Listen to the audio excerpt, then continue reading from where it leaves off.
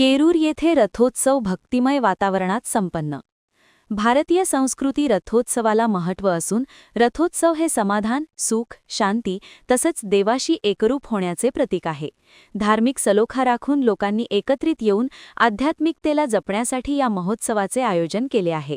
सांस्कृतिक जपणुकीसाठी रथोत्सव महत्त्वाची भूमिका बजावतो, असे उद्गार चिकोडीच्या चरमूर्ती मठाचे मनिप संपादना चरमूर्ती महास्वामी यांनी केरूर येथे काढले.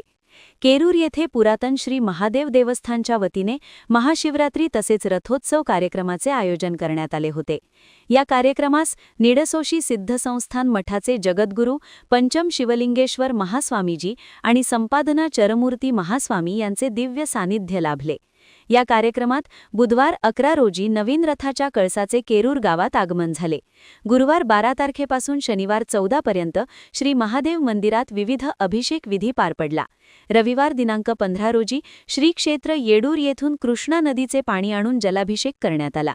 यानंतर बिल्वार्चन कार्यक्रम पार पडला. रात्री विविध भजन मंडळांच्या वतीने शिवभजनाचा कार्यक्रम झाला.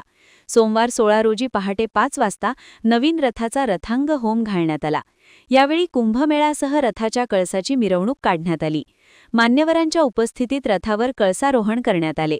दुपारी 12 वाजल्यापासून महाप्रसादाचे आयोजन करण्यात आले. यावेळी असंख्य भाविकांनी याचा लाभ घेतला. जगद्गुरू पंचम शिवलिंगेश्वर महास्वामीजी आणि संपादना चरमूर्ती महास्वामी यांच्या हस्ते रथोत्सवाचा शुभारंभ करण्यात आला. पारंपरिक वाद्याच्या गजरात रथ ओढण्यात आला. गावातील प्रमुख मार्गावरून ही मिरवणूक काढण्यात आली व महादेव मंदिर येथे या रथोत्सवाची सांगता करण्यात आली. या कार्यक्रमास परिसरातील असंख्य भाविक उपस्थित होते. श्री महादेव देवस्थान जीर्णोद्धार कमिटी सदस्य व ग्रामस्थ यांच्या सहकार्यातून हा कार्यक्रम पार पडला. भक्तिमय वातावरणात रथोत्सव संपन्न झाला. महान कार्य न्यूजसाठी बजरंग रोडे, मांजरी.